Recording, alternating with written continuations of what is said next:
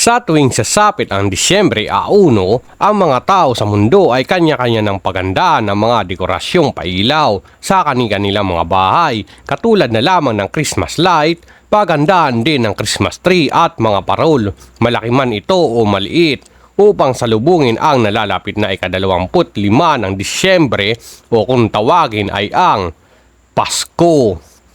Subalit may ibang relihiyon na hindi kinikilala ang nasabing pagdiriwang ito. Saan nga ba nagmula ang Pasko na hanggang sa ngayon ay matibay pa rin na kinikilala at ipinagdaraos ng karamihan, hindi lamang sa Pilipinas kundi maging sa buong mundo na sakop ng relihiyong Katoliko. Kaya't sa bidyong ito, yan ang ating tatalakayin ngayon. Kaya't kung handa ka na, ay mag-subscribe ka na sa aming channel, mag-like sa ating video at pindutin ang notification bell para sa susunod pa nating mga talakayan.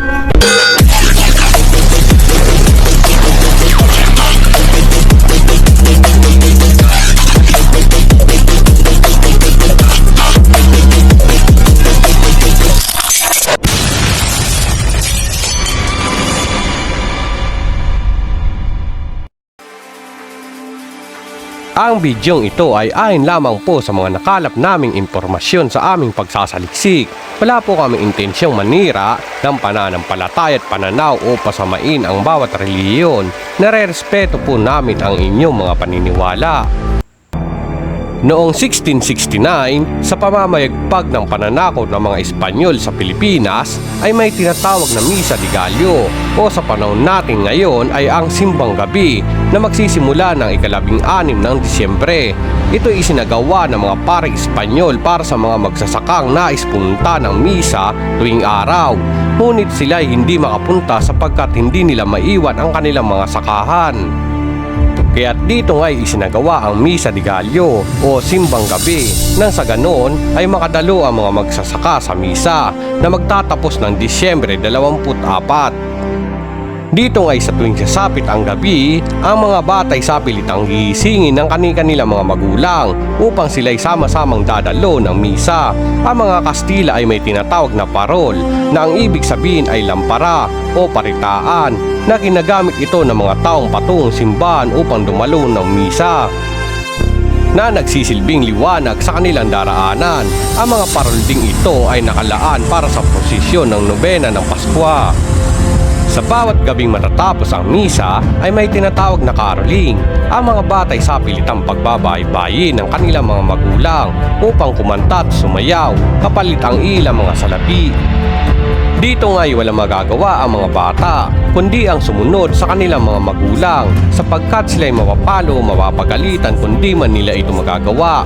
At ang malilikom na salapi ng mga bata ay kukunin ng mga magulang upang matustusan ang kanilang mga pangangailangan sa pang-araw-araw.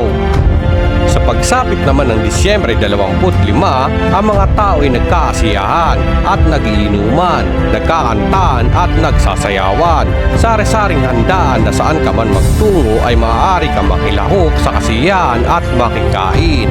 Ito ay tinatawag na Paskwa ng mga Kastila na ang pagdiriwang para sa kapanganakan ni Jesus Christ o ang Pasko. Na sa araw ding ito ay ang pagbibigay ng regalo o pera na tinatawag nating aguinaldo. Ang mga Kastila dito ay nagbibigay ng regalo o pera sa mga mahihirap.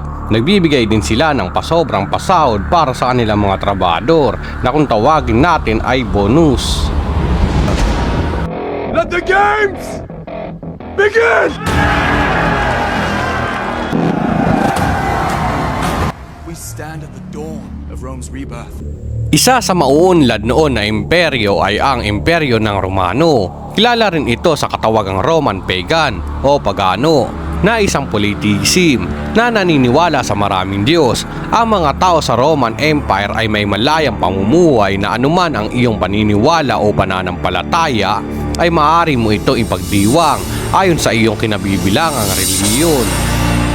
Ang mga tao nga dito ay malaya rin na ipahayag ang kanilang mga saloobin na kung sa atin nga ay demokrasya. Subalit ang Roman Empire ay maigpit pagdating sa paniningil ng buwis sa kanilang mga nasasakupan na kung sa atin nga sa panahon natin ngayon ito'y tinatawag na tax.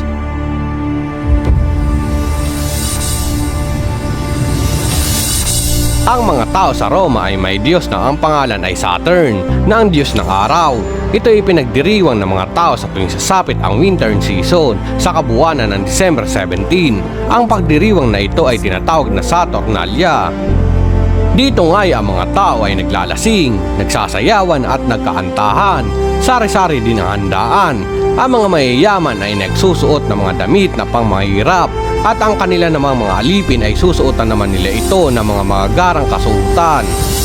Habang suot ng mga mayayaman ang mga lumang damit, sila'y nagbibigay at nagpapaagaw ng pera sa mga mahihirap at mga pabonus na sahod sa kanilang mga alipin at pagbibigay ng mga regalo. Ang mga bata naman ay nagbabahay-bahay upang kumanta at sumayaw kapalit ng mga salapi. Ang pagdiriwang na ito ay umaabot ng 7 araw na matatapos ng December 23. Sa pagsapit naman ng 25 ng Disyembre ay may pagdiriwang naman ang mga tagapangaral na kasama ang opisyal ng Roman Empire. Ipinapagdiwang nila ang kapanganakan ni Mitra ng December 25 na ang Diyos ng araw. Sa ilagang Europa naman ng Scandinavia ay mayroon silang ipinapagdiwang na kung tawagin ay Yule.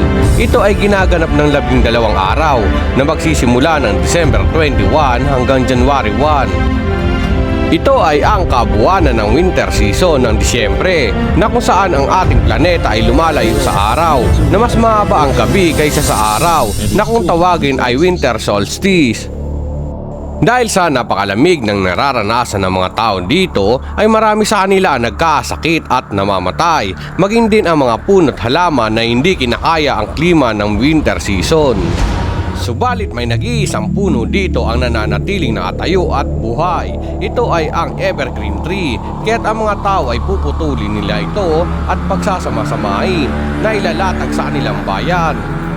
Naagaran naman nila itong sisindihan upang magsilbing liwanag sa kabaan ng gabi at maibsan din ang lamig na kanilang nararamdaman na ang puno ding ito ay tumatagal ng 12 araw sa pagkakasunod nito. Dito nga ang mga tao ay nagdiriwang umaga man o gabi walang tulugan. Sari-saring handa ng pagsasaluhan. May mga naglalasing, sayawan at kantahan.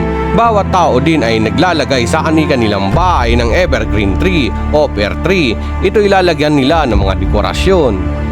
Nasa ilalim ng pear tree ay lalagyan naman nila ito ng mga regalo na base sa kanilang antas ng kanilang pamumuhay at sa taas naman nito ay lalagyan nila ito ng ilaw o apoy upang ito'y magliwanag.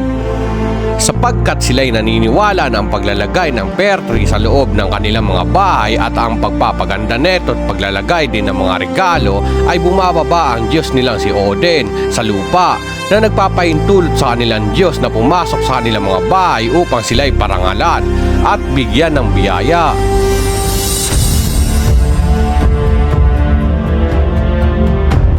At sa pagpasok ng 306 AD, pagkatapos mamatay ng ama ni Constantine, si Constantine I ang hinirang na bagong emperador ng Roman Empire.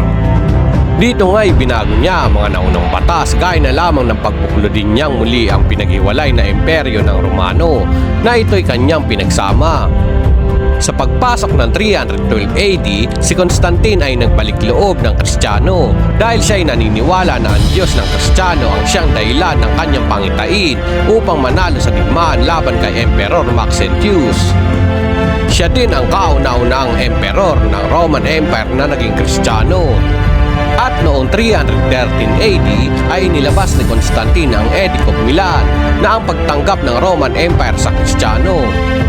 Na ito'y opisyal na ang reliyon ng imperyo. 10 taon ang nakalipas, ang Edict of Milan ay tagumpay itong naaprubahan sa tulong na din ng emperador na si Licinius. Dahil dito'y unti-unti nang ipinagbawal ng Kristiyano ang mga paganong pagdiriwang, subalit maraming tao ang lumaban na ang kanilang nakaugaliang tradisyon ay hindi nila bibitawan. Dito nga'y nagkaroon ng pag-aalsa ang mga paganong tradisyon laban sa pagbabawal sa kanilang kultura. Nakasabay din neto ang pagbagsak ng imperyo ng Roma na isinisisi ng mga tao kay Constantine dahil sa pagtanggap neto sa Kristiyano. Kaya't ang mga opisyal ay nagpulong dahil sa hindi mapigilang paganong tradisyon ay pinagkasunduan na lamang na hindi na ito ipapagbawal ng Kristiyano. Subalit ang ginaganap na pagdiriwang ay ito na ang magiging kapanganakan ni Jesus Christ ng December 25 at hindi na ang kapanganakan ni Sun God na si Mitra. Ito ay ipinahayag ni Pope Julius I ng Roma noong 330 AD.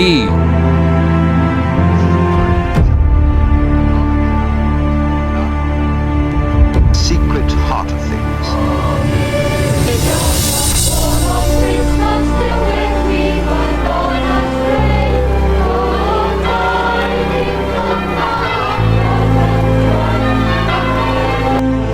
Kung mapapansin natin kahalo na ang mga santo o ribulto ay may bilog sa kanilang uluhan, iyon ay ang simbolo ng araw na hindi pa rin nawawala sa kasaysayan na ang Diyos na si Mitra ay atin pa rin nakaasama at ipinapagdiwang.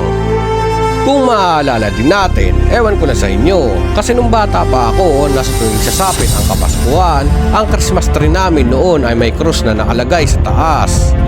Na nabago na lang sa ngayon dahil ang krus ay sumisimbolo sa kamatayan ni Kristo at hindi ng kanyang kaarawan, kahit ito'y binago na ginawang star na lamang. Ang December 25 ayon sa pag-aaral ng mga dalubhasa sa Gospel of Luke na sina Joseph and Mary ay naglalakad noon patungong Bethlehem upang iparehistro noon ang ipinagdadalang tao ni Mary na si Jesus. Kung iisipin natin na bakit sa gabing iyon na napakalamig ay maglalakbay sila Joseph at Mary patungong Bethlehem.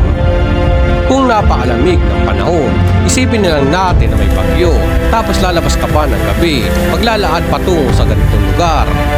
Hindi ba pwedeng hindi pa sumasapit ang taglamig ay magtungo na sila doon, or palipasin nila ang taglamig saka silang magtungo ng Bethlehem? Marahil ang Kristiyano ay naging tapat na naglingkod sa Diyos. Subalit sa bawat paglipas ng panahon, may mga namuno sa reliyong Kristiyano na hindi makatanggi upang tanggapin ang iba mga paniniwalang kultura galing sa ibang reliyon, na hanggang sa ngayon ay kinamulatan na natin na kasama na sa ating pananampalataya.